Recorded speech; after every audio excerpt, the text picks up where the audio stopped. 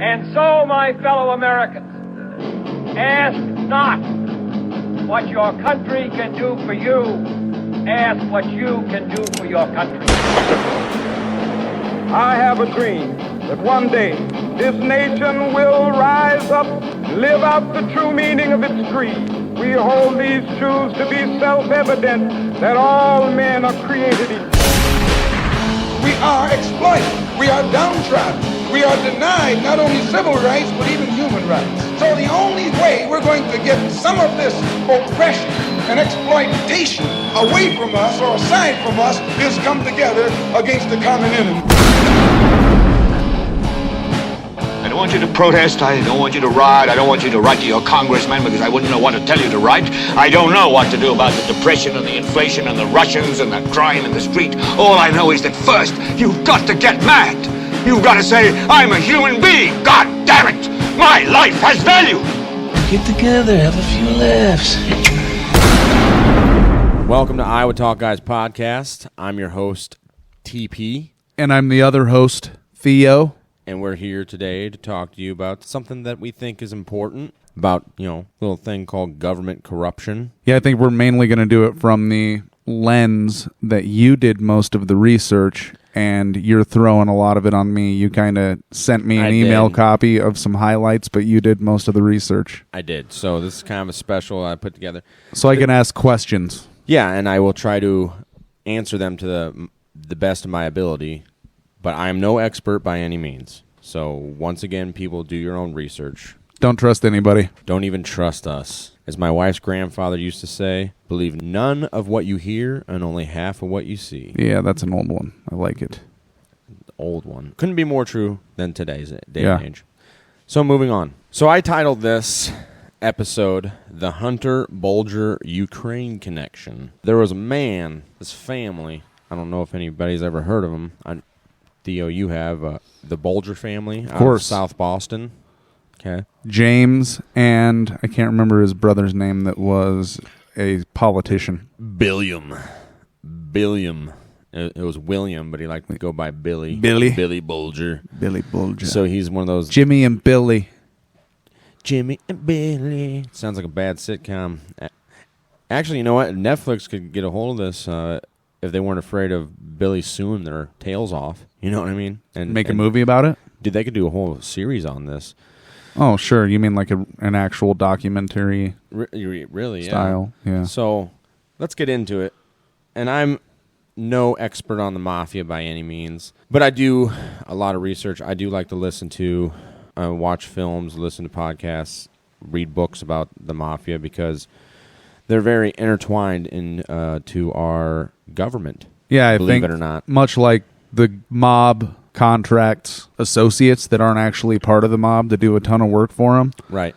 It seems like sometimes the government, in some cases, contracts the mob to do stuff for them that they don't want their fingerprints on. Well, and that's we can get into that, and which I will do. We can do that an episode on that about how the OSS back in the 40s. The predecessor to the CIA? Yes, how they got into bed with one of the 5 families in New York and then essentially helped free the Sicilian mob once the Allies took over Italy from Mussolini and gave the Sicilian mafia complete control of the island and most parts of the government in Italy. One of Mussolini's big things was getting rid of organized crime, so he had... All the Sicilians and even Sicilians in the United States really wanted to hand him his ass, if you will. And I don't know the exact details of how it was sold to the higher-ups, how those OSS guys like, yeah, we should get into bed with the mafia. But it was probably along the same lines as this, since the CIA, this is like a really good term they like using, is the enemy of our enemy is our friend. Yeah. And look how well, fast forward almost 100 years, and look how well that's been helping us. So, getting into it. So, this man, Whitey Bulger. James Whitey Bulger. James Whitey Bulger, yeah. Whitey was his nickname given to him as a kid because he had white hair or really blonde hair. Apparently, he did not like that name also, by the way. That's what I heard. Yeah, he did not like nobody called him Whitey to his face. And but everybody did to his back, to his back, yeah. He actually wanted to be called Boots at one time because he likes wearing cowboy boots. Like, Oh, yeah? you boys can just call me Boots. Boots. Like, how do you pitch that to your friends one day? You just walk in like, hey, man, don't call me Jim anymore. I want to be called Boots. Name's Boots. The name's Boots. And for your information, the rattleskin. Oh, yeah, we'd have to do the South B accent. I don't know if I can. Boots now. I don't know if I can do it, but I should call my buddy Mikey up and see if he wants to get on here just to do some South B accents. yeah, that'd be funny. I bet they were incredibly poor taste cowboy boots, I would imagine.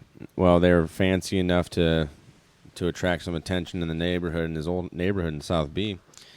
So, moving on. So, yeah, he was born in South Boston, September 3rd, 1929. And what he's famous for now is he was the crime boss of an Irish-American mafia known as the Winter Hill Gang. And he was an FBI informant from the late 1960s to the mid-1990s. Although he denied it until his death. Right. Well, we get into that, too. His handler at the FBI was a very interesting character, and he ended up going down for some corruption charges. I'm trying to remember his name because I've watched a ton of the documentaries and stuff. Frank Connolly. No, it was close. It was Conley. It was John J. Conley. John Connolly. Yep. Okay. He was about 10 years younger than them. He and those cowboy boots must have caught his attention because he looked up to Whitey and his brother William.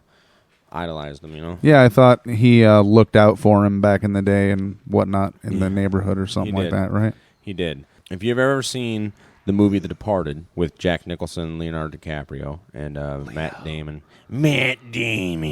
Then they loosely based Jack Nicholson's character off of Whitey Bulger. Right. And then the Matt Damon character was loosely based off of John Connolly. Yeah. The FBI agent from South Boston. Yes, the handler of Whitey Bulger. The handler of the informant. The informant, yeah. So getting into a little bit more history, which I find very interesting, of Whitey Bulger's. So in 1948, right after World War II, right before getting into Korea, he enlisted in the U.S. Air Force, and he had been getting in some trouble, beforehand with the law, which is pretty common with mafia people, right? And despite a record, he got into some trouble in the Air Force as well, which I find very unusual. Looks like rape from your notes here. Yeah. Wow. Yeah. So despite a record of disciplinary problems while in the service, which included a rape charge in Great Falls, Montana. Aggressive fella. Yeah, his discharge 4 years later was certified as honorable, which I find very... After a rape. Especially like on the heels of World War II, where they used to line... Service members got shot. Sure. For treason. Sure. If they... Oh, you don't want to... Okay. Yeah, you don't want to advance. And rape's kind of a big deal. Yeah, I would say so. But, so anyway, fast forward to... It says he was just charged with a rape. He must not have been convicted. Honorable discharge. He served time in the brig and everything. Sure. Yeah. Huh. And this may have where he got... He might have got dinged himself here, right? Put himself on the blotter, because some interesting things happened here after this. In 1956, he was convicted for a string of bank robberies committed in 3 states. And he was sentenced to 20 years in federal prison, okay? But he was granted parole in 1965.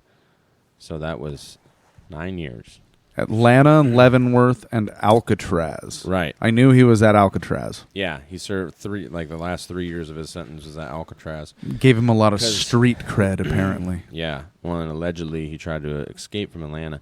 But here's the weird thing. So during his prison time in Atlanta, he was approached by the CIA and agreed to be a part of what at the time he didn't know was the MK Ultra program, but now we know, and it's documented, right, that this happened. Declassified, right? Declassified, yeah. Certain parts. Certain parts, yeah. There's still stuff that are they'll never tell. Yeah, but anyway, the MK Ultra so he was told that they were trying to focus on finding a cure for schizophrenia, and if he participated in this, they would give him a lighter sentence. And so, okay, sure, why not? And he said and he wrote letters after he was, caught in 2013. Like, he wrote letters to one of the jurors about some of the stuff. Like, he would have nightmares. He witnessed, like, a camera turning in the head of a dog, like all this craziness going on. Like, but they were dosing him every day for like a year with LSD. With One LSD. time, he was allegedly dosed over 50 times in one day. I'm sure that's not good for you. Probably not. So, and getting into the MK Ultra program, which is crazy. MK Ultra, if you've never heard of that, I would highly suggest go look it up and do some of your own research. Freaky. It's crazy. I mean, even President Clinton publicly came out and apologized to the United States public for these events that happened. So let me give everybody just a little breakdown here. Particularly in cities like San Francisco, Berkeley, of course, University of California, Berkeley, L.A., New York, the CIA had these little, they were pretty much like little trap houses. Laurel Canyon. And they would send some honeypot to a bar and try to find some college-age kid, which, if my mind serves me correctly, one Mr. Theodore Kaczynski, the Unabomber, was a victim of MK Ultra when he was at UC Berkeley. Yep. And they would essentially experiment on them using LSD as a truth serum. Mm-hmm. And there were literally people that jumped out of 8-9-story windows when and allegedly just onto the street when this program went awry. Yeah. Anyway, there was that Netflix special on it. It was Wormwood or something that talked about part of that. Never caught it. Yeah, it was an interesting one. Also, Charles Manson was said to have been going to. I did not know that. Oh yeah, look that up. There's a book out there. What's his name? Mr. Rogan. Mr. Joe Rogan was pushing it. Chaos, Operation Chaos. It's very interesting. Anyways, moving forward, MK Ultra. Also, by the way, the MK is German for mind control. Probably something like Märchen kommt Freitag. I don't know. I have to look it up. I meant to do it beforehand, but I bet it sounds angry. This was an extension of a program after Operation Paperclip that was already going on. It was an extension of a Nazi Germany program. I'll put something together for Operation Paperclip in the near future. Well, and yeah, we should, because what was that? Giebolt or Gitlab or whatever the guy's name is? Gitlab? The guy in charge of the program. They said there's Gottlieb? Gottlieb, thank you. Gitlab. Gottlieb. Yeah, he was said to. They said the main objective of this program was, part one was to break the mind, right? Break the mind. Back to MK Ultra, right? Yep. And then step two was to implant new mind, new memories, which there's a lot of stuff in Hollywood. I mean, or the Manchurian Candidate with Denzel. Sure. That's a great one to watch. There's all sorts of stuff like that. There's even a reference in the prior Iowa Talk Guys episode about, at least just talking about Sigmund Freud's nephew. Yes. Edward Bernays and the book Propaganda, in which they pretty much figured out how to program the masses. Mm-hmm. Very interesting. So, yeah, they experimented extreme experiments on human beings ever conducted by the U.S. government, right? Yeah, it's director Sidney Gottlieb. So, anyways, we're drinking, by the way. No, we don't do that here in Iowa, man. So moving forward, before he gets paroled in 1960, his younger brother William, that we spoke about, was elected to the state House of Representatives, and Mr. John J. Conley, who we mentioned earlier, worked on the election campaign, to help William Bulger get elected. Well, that's awful nice of him to volunteer his time like that.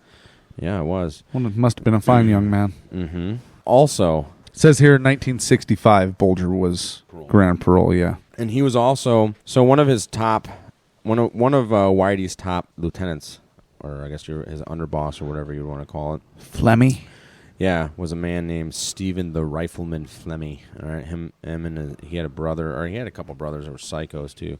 These people were messed up. My mind serves me correctly. Flemmy is the only surviving person really involved with the top of the Winter Hill gang that is in prison. Oh, really? Yeah. Wow, that's pretty impressive, considering he was a snitch too, because he developed a relationship with the Boston FBI agent H. Paul Rico before Bulger was even released from prison, right? and let out on parole, which I found very interesting. So Bulger gets released on parole. He gets back on the street in South Boston, starts doing his thing, right? Starts raising, and we're not going to get too much into that. If you want to go see and read up on stuff that Whitey Bulger and the Winter Hill Gang did, I mean, go ahead and do that. There's a ton of free information on YouTube. Yeah, and there's podcasts. exciting documentaries and whatnot. Yeah, they had one of them their body pits where they went and just got rid of them. Mm-hmm. Dude, yeah, just some real sick. I mean, these guys. Whitey Bulger is psycho. So is Flemmy. I mean, they were both sick bastards. Not only that, was they had absolute no honor because they were snitches as well, right? I mean, no honor among thieves in that aspect, but at least what you can say about the Italians up until Rudy Giuliani. Well, what was his name in the 60s that spoke before the Senate, I believe? I can't remember his name, but he gave all of his testimony to either the House or the Senate, and I can't remember his name, but he was locked up, and they bought him a suit and stuck him in front of either the House or the Senate, and he broke all of it out. You know who I'm talking about, but we can't remember his name. I can't remember his name. Joe Valachi. Yeah, is that it? Yep. Yeah, I do. I was just listening to something about that. So yeah, he was kind of the first one to really start breaking it down as far as yeah, they were able to get a lot of info from him too. But yeah, really, like I said, once Rudy Giuliani made the RICO Act start being able to hit the higher ups and stuff, things really started changing. Joe Valachi showed the structure of La Cosa Nostra in the United States. Rudy Giuliani used the law to prosecute it as an organization. Yep. Yeah. Using the RICO Act was statutes, around. Yeah. Rudy Giuliani didn't create the RICO Act. He just used it in that no. fashion. In fact, I think it was somebody else's idea. Yeah, it had been around for a while. Then they it's that we're not going to get into that though. We're going to move on. So, 1970, William Bulger was elected to state senate. Okay, so he was a House rep from Massachusetts. Now he's a state senator. All right, so we have politician from Southie, brother organized criminal from Southie. Got it. Yeah, 10 years. No conflict of interest. None whatsoever. 5 years later, in 1975, Whitey Bulger, Jimmy. Yep, Boots Bulger agreed to work with the FBI and the so-called quote-unquote top echelon informant to provide information on the Italian mafia. So, ratting on the Italian, which is smart on his part, except for it's completely, like the worst thing, like even, once again, the Cosa Nostra stuff, like, I violated. Just watched. Not that I understand Irish and not Italian are different too, right? Yeah, of course. But still. In New York, they were working together, the Westies. Yeah. But, and so here, down in Boston. Up to Boston, sorry. From New York. South Boston, down in South Boston. Down in Southie. Yeah, they were not too friendly with the Italian mafia. And then, so he was having all of his competition getting taken out by the FBI. Till his dying day, he claimed that he was working the FBI. That's why he wasn't a snitch. I was going to say I watched a documentary on the evil streaming service the other day, but he flat out, I listened, they had a bunch of his recordings included, and apparently to his dying day, because he's dead now, right? He claimed that he was working the FBI. Right. And not the other way around, so he's not a snitch, because he was pointing them around. Mm-hmm. Yeah, we've been trying to reach you about your car's extended warranty. Okay. That's how much water that holds. Yeah. Yeah, I mean, really, let's just be realistic here, because, I mean, they were sending high, expensive bottle, thousands of dollars bottles of wine to their FBI handlers, both Flemmy and Bulger. Oh, absolutely, yeah. They were going on vacation with them. Stacks of cash. Dude, yeah. I mean, their families. Business in Miami. Their families were friends. This was more than just, this was a relationship that these two had, and they both benefited from it. So, and his handler, like we said, was John J. Conley. And the informant relationship was described as the devil's deal, and according to this, the source I had here, was the worst informant scandal in the FBI history. That was out of a book written by a Brown University professor. Can't recall his name. Let me check it here real quick. Prisoner-in-Chief Sidney Gottlieb and the CIA search for mind control, I believe is where that Isn't Brown Ivy League? I believe so. Yeah. Whoever it is probably a turd. Yeah, well, either way, there's a lot of information in there. But moving forward, so Conley also, so not only was Bulger giving Conley information, so at the same time, just like in the movie Departed, like his career, Conley was looking really good, like keeps busting all these mafia guys and stuff, these Italian mobsters and stuff, right? And Conley was also alerting Bulger to any stuff that the authorities had into the Winter Hill Gang. Really? Shocker. How could he? Wow. Yeah, I know. Pretty weird. Just when you think you know something about human nature, you know? Well, he would even went as far as he would help cover up, like he would corrupt evidence in murder charges and stuff. He would, or tamper. That's the word I was looking for. Tamper with evidence so that the evidence would the trail would go somewhere else other than the Winter Hill Gang or Whitey himself. I believe his main tactic all those years too was from information that I've got just autodidactally before, is he was always saying no, the Italians are who you have to go after, and that was the cover for Whitey Bulger. And then eventually some people were asking a bunch of questions like, why aren't you getting this guy? He's as nasty as any of the Italians. He's like, Bulger who? Oh, you mean the senator? What? I don't know what you're talking about here, man. Yeah, exactly. He just played dumb. So I'm not sure how he actually played it out, dude. But that's what the movies say. It would have had to been a stressful living. Too stressful for my taste, personally. I don't think I'd fit in Boston very well, personally. I don't think I would either. I don't think out east is for me. No, sir. Well, okay, some like in the middle of Maine, though. That'd be cool. Not flat enough for me, man. With a 30-06 and a moose tag. There you go. That'd be sweet. That'd be fun. So moving forward, in 1978, William Bulger becomes president of the state senate and goes on to serve in the post longer than anyone in recorded history. I'm going to imagine there is a slight bit more influence with president of the Senate versus some other senator. Yeah. Or representative. So this is 8 years after being a senator. Now he's the president of the state senator. Of the state senate.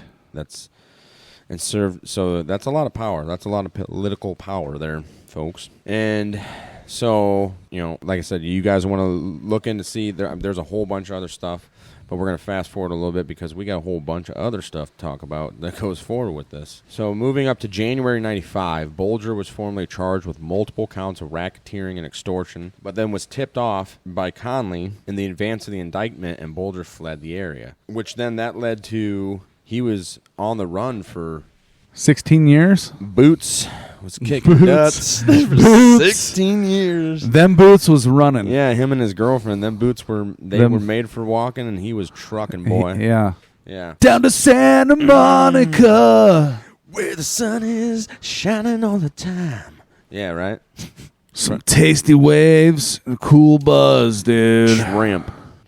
Yeah, it's really interesting how they ended up catching him and stuff, so that's a fun story to go look into. But anyways, so 95 he fled. In 97, the FBI, under court order, acknowledged that Bulger and Flemmy were top echelon informants as federal probe into the agency's corrupt ties to the mob informants begins. Whoa. So that started unraveling all that stuff with Conley. Because there's the other thing also that I didn't mention too much in here before was that Flemmy's handler, Paul Rico. Connolly's buddy, sort of, right? Yeah. They were in the agency. Yes. They were both working together as well. So they knew. So all four of them were like going to Disney World together and stuff. It was crazy. Handing like bags of cash. Yeah, their wives were going shopping, Christmas shopping together. Just craziness. But yeah, it was extremely corrupt. So... Fast forward to 2002, Conley, so after that investigation starts, the probe into the whole top echelon informant frickin' gig bullcrap file that they had on this shenanigan, the circus. Conley is convicted of racketeering for warning Bulger and Flemmy that they were about to be indicted in January 1995. But he only went on to serve, I think it was like a year or something. It was nothing. I should have put that in here. Slap on the wrist. It was basically inversely and proportionately opposite what would happen to you. Yes. Had the FBI charged you. Yes. Yeah. And I can't. Yeah, you'd have went away forever. So I can't help to think that maybe the old president of the state senate had something to help out with that. Seeing as how it was all convicted in the state of Massachusetts. The possibilities are endless. Yeah, that's all speculation. You don't know.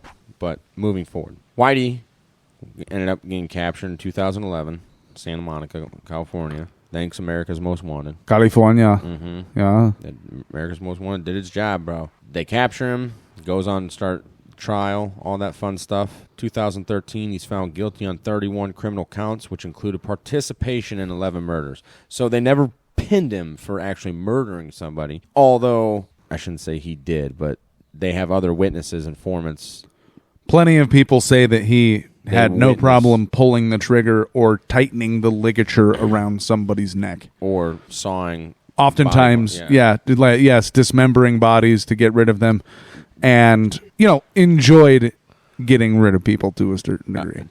They said, he didn't have a problem with it. And it scared some of his guys, how much he enjoyed it, they said. Enjoyed whacking people.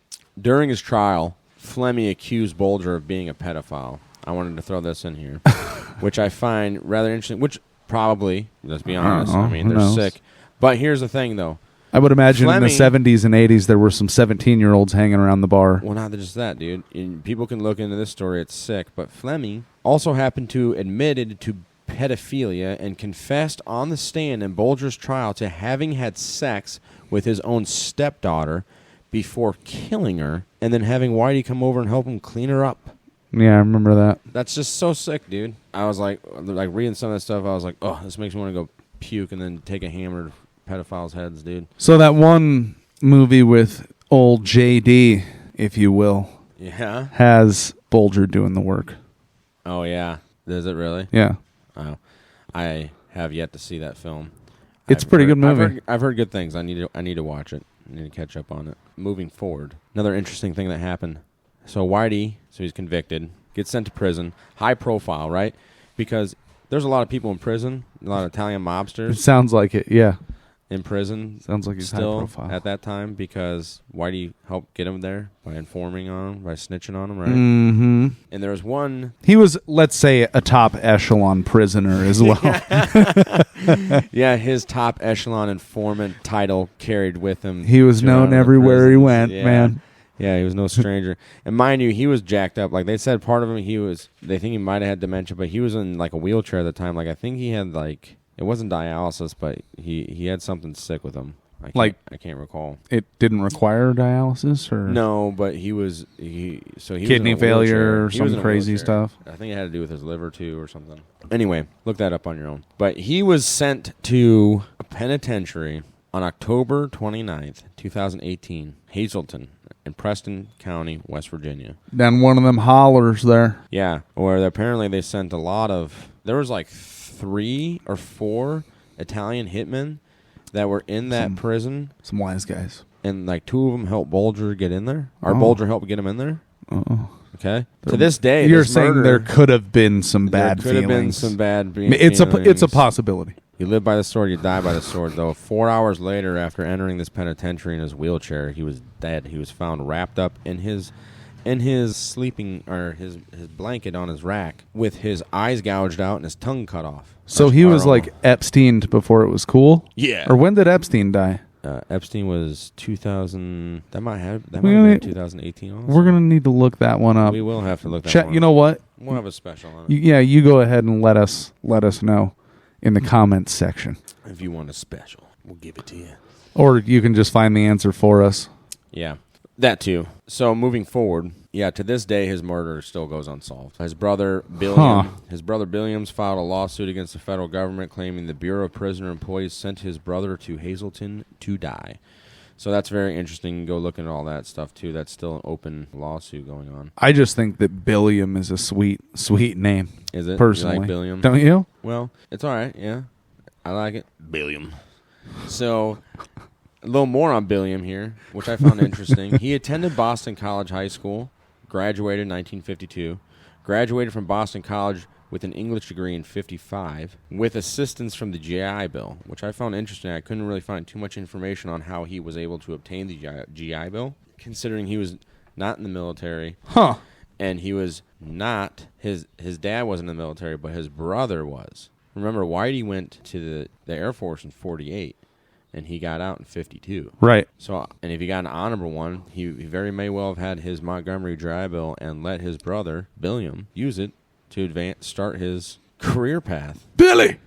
That's speculation on my part. Like I said, I couldn't find very much information on how he was able to use the GI Bill to get a college degree, but I just found that interesting. Billiam, you're going to go to school. I don't think that was the accent, but it works for the joke. Yeah. So then he earned his JD from Boston College Law School in 61. His Juris Doctorate from B.C., earning him the title of the Triple Eagle because it was Boston College High School, Boston College, and then Boston College Law School. Boston College undergrad, and then Boston College Law. Wow. So good hockey. Maybe that's why, maybe old Billiam thought he might feel a little, maybe he's just a good guy with a good heart and felt, hey, my brother helped me out. I wouldn't be here if it weren't for him. Throw all that weight around. Yep. Anyways, so then, like we said, he was elected to the House of Representatives. He was in Massachusetts in 60, Democrat, 1970, State Senate, 78 to 1996 is how long he served as the president of the State Senate. That's quite some time. Which, like we said, that's a record high there, folks. Feels like a record high out here in Iowa today. So things get a little interesting in the 90s there for Mr. Billiam while all this stuff, right? So his brother's just being indicted and on the run. That kind of looks bad for you. Yeah.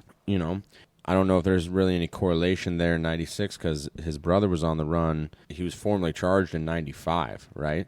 Right. So that kind of looked bad. Might have looked bad on Billiam, so he might have been like, well, I already made history. I'll just step down here, So right after that, he was appointed as the president of the University of Massachusetts.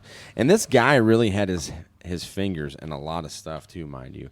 He was, he was past president of the Boston Public Library, overseer emeritus of the Boston Symphony Orchestra, and former member of the Massachusetts General Hospital Board of Trustees, Museum of Fine Arts Board of Trustees, and McLean Hospital Board of Trustees. And he joined the facilities of the Boston College and Suffolk Universities as a lecturer of political science in 2004. So he's had his fingers in a lot of stuff. Yeah, a couple universities, organized crime. Yeah, and things. So like we said, so he stepped down, or I don't know if he stepped down, but he was no longer the president of State Senate in 96 or 96, and then he became he was appointed the president of the University of Massachusetts, and he served on there until 2003. When they were going through and doing that investigation, the FBI probe and stuff, and all the scandal and the corruption going on in there. So obviously he was brought up, right? Naturally. Sure. So they wanted to talk to old Billiam. Wanted to maybe know if he knew Whitey's location as a fugitive. Yeah. And he had to go under a congressional. It was a congressional investigation into him in 2003. In exchange for immunity. And in which Bulger testified in exchange for immunity from prosecution for obstructing justice. But Bulger came under harsh criticism for his apparent evasiveness, and Governor Mitt Romney, among others, demanded his resignation. So they were asking him questions. Turd face Romney. Old Mitt Romney. Y'all remember him from, what was that, 2012? Was that Mitt Romney in 2012? Yeah. No. Yeah, it was. Yeah, it was. For president? Romney against Obama? Mittens and Obama. Yeah. Robomney. What a turd, man. Yeah, so... Hey, I was ahead of the curve on knowing that Mitt Romney's a turd face. Oh, yeah, I wasn't really impressed. I'm not really impressed with any of them, honestly. No. So then Bulger, old Billiam, there resigned from the president of the University of Massachusetts in September of 2003. Kind of forced into resignation because he was refusing to straight up answering questions. Which is his right. It is his right. It's Fifth Amendment. Just looks a little odd, right? I don't got because of the pretty obvious. Right. Yeah. Your brother's a psycho mass murderer. Oh man, I'd be that's pleading off the Fifth too. Yeah. Yeah. Did you help him at all? No. I mean, no, I'm not helping you. No, I plead the Fifth. Yeah. Get out of my face. Plead the Fifth. This is a discrimination because of my name. Yeah, I'd Martin Shkreli that one. Yeah. But the Bulger also testified that the FBI never asked if he knew of Whitey's locations, but those marks were disputed by a former FBI agent who claimed Bulger declined to submit to an interview with the Bureau. Now, moving on to a man we all know. Glenn Beck would like to put it. You know, this man. No, I'm just joking. Sorry. That was a bad Glenn Beck impression. Anyway, in 2013... I thought it was good. Then Vice President Joe Biden and his son Hunter Biden flew aboard Air Force 2. So that's our taxpaying dollars. It's the second one. To China. I'm guessing. It's the second Air Force. It's the second jet that the president uses. Less than 2 weeks later, after this trip to China, Hunter Biden's investment firm, Rosemont Sink Partners, inked $1 billion private equity deal with a subsidiary of Chinese government's Bank of China. Subsidiary? Thank you. Subsidiary. No! The deal... Yeah. I went to, from Iowa. The deal was later expanded to $1.5 billion. It's pretty awesome.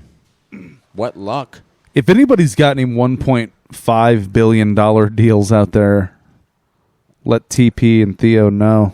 Yeah, and maybe we can get our Vice President Dad to use the taxpayers' money. Oh, wait. And jet to fly over there. Neither of us have a Vice President Dad. That sucks. All right, never mind. We got daddy issues now. All right. So the businesses of Hunter Biden and his partners, they were creating a series of LLCs. They're involved in these multi-billion-dollar private equity deals, okay, with the Chinese government. And like I said, the centerpiece of all these companies was the Rosemont Sink Partners. Seneca, thank you. Rosemont Seneca Partners. That was controlled by Hunter Biden and his associates, Chris Hines, who is John Kerry's stepson. Anybody remember him? John Kerry? John Kerry. Senator John Kerry. I think he's in Davos. He goes to Davos, doesn't he? The Davos? Davos, the World Economic Forum. Was he there? Yeah. He does go there quite frequently. And he was skull and bones with old George W. What? Yeah. Remember that? He was a pilot in that. No, he wasn't a pilot. McCain was the pilot. He was in Vietnam as well. His boots were actually on the ground at one point in time, I believe. I thought he was in the Navy. Yeah, in the Navy. In the Navy! Where you can kiss our ass. So, his stepson is Chris Hines, and he's involved with Hunter Biden. And Hines' longtime associate, a man by the name of Devin Archer. They founded that group in 2009, okay?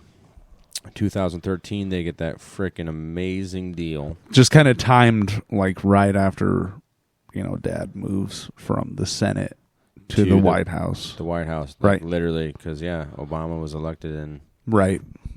Obama and Biden. Right.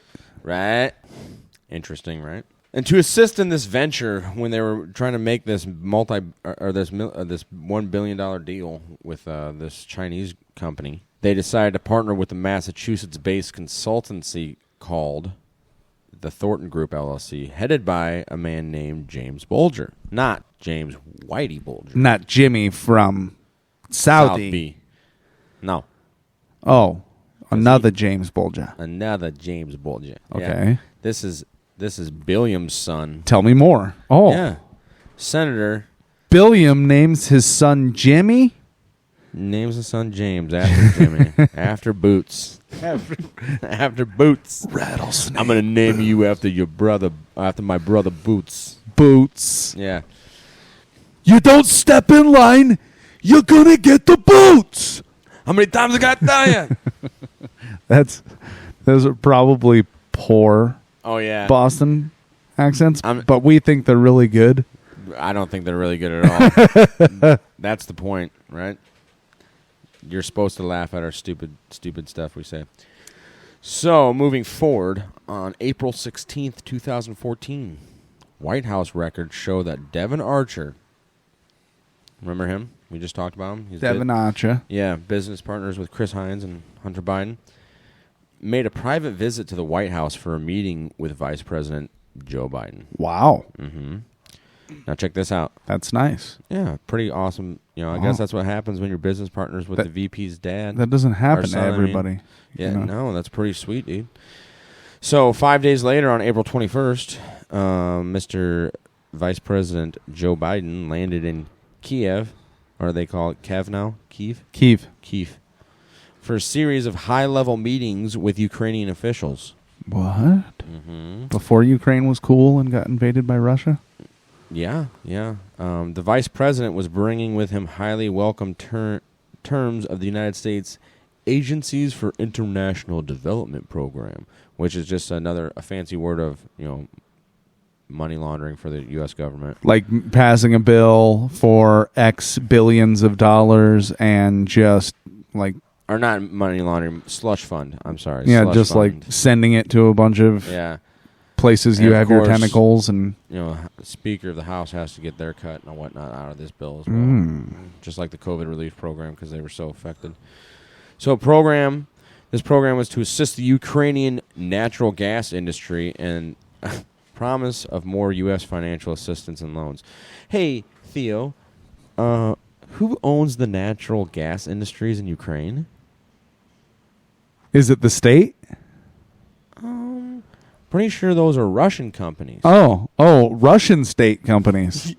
Oh, not Ukrainian state companies. Well, I mean, they're on Ukrainian property. But they're Russian state companies. I mean, there's been a lot of Russian oligarchs that work for these natural gas and energy companies that have staked in Ukraine.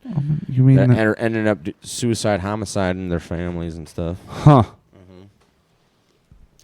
We can get into that in another episode, but that stuff's pretty wild. Actually, but this was pre-cool Ukraine, right? This is pre. This was when it was. This was literally right before. It was before the 2014 invasion of Crimea by Russia, right? Yeah. So old Joe went there in 2014 to the western side. Or I'm sorry, the eastern. No. Yeah, the western Ukraine, because western Ukraine was Poland and friendly with the U.S. Right. So after. Hold on, let me go back to that. So the vice president offered them these loans and assistance. The United States and the International Monetary Fund would be pumping more than $1 billion into the Ukrainian economy. Huh. That'd be nice. Wow. It'd be nice if we can get that treatment. Actually, I don't want IMF money. I bet what the Did you ever read that Confessions of an Economic Hitman? I did, by John Perkins. My goodness, man. That was one of my favorite books that I have ever read. Ladies and gentlemen, we are not endorsed by nor yada yada but yada. You should really read that. Confessions of an Economic Hitman by John Perkins. That it was like a life changer. I'll tell you what happened. Fantastic. I read that book, and then I gave that book to somebody, and then they gave that book to somebody. Oh, nice, good. And he was like, "Oh man, it was just such a good book." It's on Audible now. You can go listen to it if you want. Too, if you don't want to read it, I'm going to buy another copy. I should buy a copy. I want that thing in my hands, man. It is a really good book. I think I read it because you told me about it years ago. Oh, really? Yeah, I'm pretty sure, yeah. Wasn't it exciting? We were at the ballpark. Well, at first I was like, dude, this is messed up. It's just like, it has a lot of bad... It was sickening, really, actually, to me, because I'm like, but... It is what it is. We should actually do an episode on that, on the book. Absolutely. Why not? It's just so fascinating to read. It is it's fascinating. Like I said, it's sickening and stuff, and it blows your mind. But it really, when you read it, you can't put it down. Like, it makes a lot of sense too. Yeah, it's gonna piss you off. Yeah, like most of the truth should piss you off once you start learning the truth about stuff. Yeah, I mean, and don't. Be a skeptic when you go through it still, and just go research it too, because I was like, no way, no way, dude, and that would go and I'm like, holy crap. So everything's crazy now. The natural gas company. So we said Archer, our buddy Archer, went and spoke to Joe, and he went down to Kiev and then all that stuff. So the very next day. After Joe went down there was a public announcement that Devin Archer had been asked to join the board of Burisma, the Ukrainian natural gas company. Burisma. Okay, that's pretty awesome. What are the chances of that? Go have a meeting with the vice president, and then all of a sudden you're asked to join this multi-billion-dollar company? Yeah, it's kind of a big deal. Pretty big deal, dude. 3 weeks after that, on May 13th, it was announced that Hunter Biden would join too. Now, get this. Neither Biden nor Archer had any background or experience in the energy sector whatsoever. I know Biden had gone to law school. I know his dad also had tried to push to get him into the Navy. Remember that? And then he popped for dirty for a piss. Cocaine. I didn't know that. Got kicked out. Yeah, that's sweet, though. It's pretty terrible. Anyway, because after Biden's other son, who was a veteran, mysteriously died, and then his brother married his... I thought it was cancer. And all. Yeah. He died of cancer, and then Hunter started, going after his healthy, brother's wife. Real healthy veteran, had an impeccable physical record. I mean, yeah, cancer's a bitch, dude. Yeah. Especially when it shows up out of nowhere. Anyway. Guess their family's just as human as ours, folks, right? Yeah. So, moving on. The choice of Hunter Biden to handle transparency and corporate governance by Burisma is curious because Biden had little, if any, experience in Ukrainian law. He did have law experience in America, right, but not Ukrainian, which is a little different, or professional legal counsel, period, at all. But that didn't stop Burisma from paying the younger Biden what the New York Times had reported was as much as $50,000 a month while the company was under investigations by officials in both Ukraine and abroad. It's good living. So that's pretty good. It's good living. So and they were under investigation. $50,000 a month. They were under investigation for like money laundering and I believe was it some tax deals or something? Wow. There was some stuff there. Go check it out because it gets even more wild. So Joe Biden took a trip to Kiev in March 2016 with $1 billion in foreign aid for Ukrainian officials. But he essentially blackmailed them, is what this is.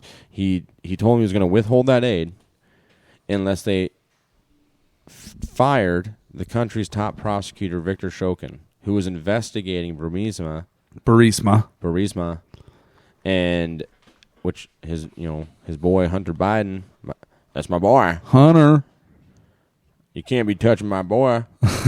Well, only I can do that. Okay. So the real sickening part here is that he goes on, the vice president, while he's still the vice president, goes to the Council of Foreign Relations soon after and brags about it. And this is just how sick these people are. And we'll play. Let's roll the tape. We'll just roll the tape. Don't take our word for it. Go. Roll that beautiful bean footage. I remember going over convincing our team or others to convincing us that we should be providing for loan guarantees. And I went over for, I guess, the 12th, 13th time to Kyiv, and I was supposed to announce that there was another $1 billion loan guarantee. And I had gotten a commitment from Poroshenko and from Yatsenyuk that they would take action against the state prosecutor, and they didn't. So they said they were walking out to press conference. I said, no, I'm not going to, we're not going to give you the $1 billion. They said, you have no authority. You're not the president. The president said. I said, call him. I said, I'm telling you, you're not getting the $1 billion. I said, you're not getting the $1 billion. I'm going to be leaving here. And I think it was, 6 hours? I said, I'm leaving in 6 hours. If the prosecutor's not fired, you're not getting the money. Well, son of a bitch.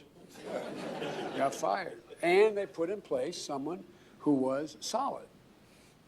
Yeah, it's funny. Someone who was solid. Super solid. I'm glad they were able to do that. Someone who was solid that was not going to investigate my son. This guy goes to a place like the Council on Foreign Relations and just admits it. Mm-hmm. Yep. This is the world we're living in, folks. It gets even wilder. Wait, let me get into more of this. Okay, so we all heard about the Hunter Biden laptop, 2020. Hunter Biden left his laptop at that place for over a year or whatever. That dude let the hard drive contents go out to the Post, who initially released that. And remember, everybody said it was a Russian disinformation campaign, right? You remember? Yeah. Yeah. 22,000 emails sent from 2009 to 2019 were verified as authentic after first being dismissed incorrectly as possible disinformation campaign by Russia during the U.S. elections because they didn't want to damage Joe Biden's reputation, which he was doing a pretty damn good job of damaging himself, really. No, he wasn't, because he was locked away in a basement the whole time. Yeah, because of a power play by the federal government, in particular federal health bureaucracies. Good times create federal health. Good times create weak men, man. Federal health. Yeah, crazy. Just ridiculous. So at the time, President-elect Biden also said that he was confident that his son had committed no wrongdoing, despite the Post reporting that Hunter had introduced a top executive at Burisma to the then vice president less than a year before the elder Biden pressured Ukrainian government officials to fire a prosecutor investigating the company. Yep. No, that's just business. What's wrong with that? I don't know. It's just business. It's just business. You squares need to get over it. You can definitely separate the two. Don't make me call my boy Corn Pop over here. Okay. Also, with those emails, something I found interesting is, so they're from 2009 to 2019. There's 10 years worth. During all these deals and whatnot, there's emails from Chris Hines to Hunter Biden, and the subject title said Carrie's kid? Yeah. It said James's dad, or Jim's dad, or Jim's uncle. And then it was just a link to the article of when they captured, in 2013, when they captured Whitey Bulger in Santa Monica, yeah. It's like, that's interesting. Wow. Yeah. Must have been telling some really cool stories about his uncle. Yeah, probably. That his business partners were like, oh, yeah, man, he's a legend in Southie. Yeah, I want to be just like him. So, all that fun stuff. And just for some recent events, I'm gonna tell you about what I found here. February 28th, 2022, Damon Williams, the United States Attorney for the Southern District of New York, announced that Devin Archer was sentenced today by the Honorable Ronnie Abrams to a year and a day in prison for defrauding a Native American tribal entity and various investment advisory clients of tens of millions of dollars in connection with the issuance of bonds by the tribal entity and the subsequent sale of those bonds through fraudulent and deceptive means. Whoa. So what kind of a scum, like... business. These guys are just complete scumbags. Like, not as if the Native Americans haven't suffered enough. But well, that's your opinion. That is my opinion. It is my opinion. I'm sticking to it because this here's America. But going piggybacking on what Theo had said earlier about the CFR, getting in front of the CFR and just telling a good old joke, knee slapper. Son of a bitch, he was fired. Well, those guys they've been talking openly about globalism for 20 years. Well, yeah, the most recent stuff with the Davos meeting, Klaus Schwab got up there and was just like... That's not exactly them, but I'm sure they're all for it. Though. I'm sure they're loving it. Dude, look how many Did you get an CFR invitation to Davos this year? Yeah, dude, that's what I'm saying. They're all these people in these groups are they go to the same meetings. It's all goody. I hope I get an invitation to Davos this year. Yeah. We're not part of that group, buddy. Yeah, I don't really want to be either. I found on the Senate's website, Senate.gov's website, this report called Hunter Biden, Burisma and the Corruption, the Impact on U.S. Government Policy and Related Concerns by the U.S. Senate Committee on Homeland Security and Government Affairs. So I'm just going to read through the table of contents and then the first paragraph of the executive summary. If you want to find this, you can go look it up yourself. It's a PDF available free online at the Senate's website. Senate.gov? Yeah. I don't know. So, what is it? So this means... this is the table of contents. Executive summary, introduction, conflicts of interest is number 3. Number 4, the Vice President office and the State Department officials were aware of but ignored concerns relating to Hunter Biden's role on Burisma's board. Number 5, Secretary of State John Kerry falsely claimed he had no knowledge about Hunter Biden's role on Burisma's board. Oh, my goodness. Number 6, State Department officials viewed Mykola Zalewski as a corrupt... Zoloshevsky? Sorry, I can't... Zoloshevsky. As a corrupt, odious oligarch, but Vice President Biden was advised not to accuse him of corruption. Number 7, while Hunter Biden served as Burisma board, Burisma's owner, Zoloshevsky, allegedly paid a $7 million bribe to Ukraine's prosecutor general's office to close the case. Oh, wow. That sounds like law and order and justice served right there. Number 8, Hunter Biden, a Secret Service protectee while on Burisma's board. Yeah, that can't be a conflict of interest at all, can it? Number 9. Obama administrates officials on a document. A Democrat lobbying firm had consistent and significant contact with former Ukrainian official Andriy Telezhenko. Andrei Telezhenko. Telezhenko, is that how you pronounce the ZH? That's what I'm guessing. Telezhenko. I'm pretty good with pronouncing stuff, I guess. Interesting. The minority, number 10, the minority falsely accused the chairman of engaging in a Russian disinformation campaign and used other tactics to interfere in the investigation. What? Yeah. I haven't never heard of this report until I researched this. Russian disinformation campaign, Yeah, what is that? Just a part of American lexicon now. Yeah, these are just the titles, by the way. This is this is a pretty decent. Just the table report. Of contents. Yeah, this is just the table of contents. Yeah, and they have all the information here. It's a pretty good report. Number 11, Biden and his family's financial transactions with Ukrainian, Russian, Kazakh, and Chinese nationals raise criminal concerns and extortion threats. Whoa. Getting hot up in her. And then conclusion for number 12 there at the end. Pretty intense right there, if you ask me. And then, so I just want to read you the first paragraph of the executive summary, and I would really urge you to go look up this stuff. I mean, it's wild. Man, this is a lot of information here. It is a lot of information there. Here's the executive summary. I might screw this up, so I don't care. Third time's a charm. In late 2013 and into 2014, mass protests erupted in Kiev, Ukraine, demanding integration into Western economies and an end to systemic corruption that had plagued the country. At least 82 people were killed during the protest, which culminated on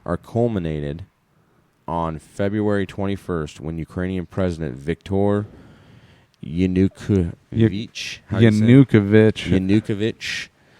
abdicated by fleeing the country. Less than 2 months later, over the span of only 28 days, significant events involving the Bidens unfolded. And then it starts getting into a bunch of stuff, dude, and it's wild. Just the summary is pretty wild. And I mean, the show's already going to be long enough, so I didn't want to get too much into that, but that's... I mean, like I said, that was when there was an actual insurrection at a Capitol there, and and politicians were murdered, right? And the building was set on fire. People were shot. I remember watching that. So, and this dude got out of there. So, that is a lot of information, and followed up here at the end of this, we're not accusing any families of anything or any wrongdoing. We're just saying these are the facts, and you do what you want with them. I mean, it's pretty weird. There's a lot of just lucky people involved in this story here. Yeah, you know what we're doing? We're in a garage in the middle of nowhere in Iowa. We're just talking about this stuff. It's really shack. But he wants to church it up, garage. It's interesting. It's interesting how all this stuff adds up. Right. And, We're actually seeing real corruption, but nothing happens. Right. That's exactly it. Nothing happens. The Senate, I pulled this article, this report off of the Senate's.gov website. Department of Homeland Security. No charges. No charges, no nothing. Just, we'll just stick with the mainstream media. Yeah. We'll just stick with the narrative that a magic bullet killed the president. It just so happens that you've got Kerry's stepkid and you've got the president, in quotes. You've got his kid. Yeah. Just no experience, rolling around the world. Just making a bunch of cash. Businessman, dude. A millennial's freaking dream, right? I mean, yeah. The guy probably barely passed his college. I'm just gonna say. That's my own. Your own speculation. Yeah, dude. He was like Tommy Boy at the end. D+ I passed. Yeah. Now let's go get some crack. A lot of people don't to do college crack for kids. 7 years. Yeah. They're called doctors. Yeah. And you weren't one. I'm just saying that. Yeah. People, look into the Hunter laptop stuff. Do your own research on it. Dirty. This is just like I said. I had stumbled across some connections here in this, and I kind of looked around. I was like, nobody else is talking about this that I can find. So why not just put something together and put it out there, see what people think. It's just an odd bunch of coincidences, just lining up one after another. There are no coincidences. So take it as you want, folks. But hey, we named a book tonight, a really good book. Yes. Just, hey, this is not an endorsement. We're not endorsed. Right, but go get the book. I would really suggest it. Confessions of an Economic Hitman by John Perkins. Like I said, if you have Audible, I believe it's on Audible. You can listen to it. It's we don't very even informative. We don't even have an affiliate account or anything. We're not making money. That's just a book that you should, everybody needs to pick up. This is to add value to your life and just understand stuff. Name another book. Another book to read. Yeah, well, I also said that Chaos one. Like I said, Joe Rogan was pushing that one. Yeah. So that's a good one. Yeah, that's that's like the Charles Manson MK. Well, I think that's more the CIA involvement with Charles Manson. I don't know how much they talk about the MK Ultra with that. I believe they tip on it. They touch on it. Touch on it. Thank you. Yeah, they dip their toes in the water on it. They tip on it. Yes. But yeah, and I think we should probably do a show on MK Ultra, get into some stuff like that, and some of it's pretty sick. It's time for a dry erase board of issues. Yeah. Well, and also, hey, we're wanting your guys' feedback as well. If there's any other topics you guys would like us to know about. Did we do a good job of just conversing about this one? Well, we don't want to have too many calls for action, so. Yeah. So, if you want us to do a show about MK Ultra, let us know. We can do a little deep dive into it a little longer. There's a lot of good information about it. It's pretty wild. You need to pick up a book on it. So, anyways, we hope that this informed some of you folks, that it entertained you, that you liked it. If you did, like, subscribe, follow us, do all that fun social media stuff that helps us to get out, share. Try to catch us weekly. That's what we're going for. Yeah. We're going to go for a weekly schedule here and try to catch it. That's what we're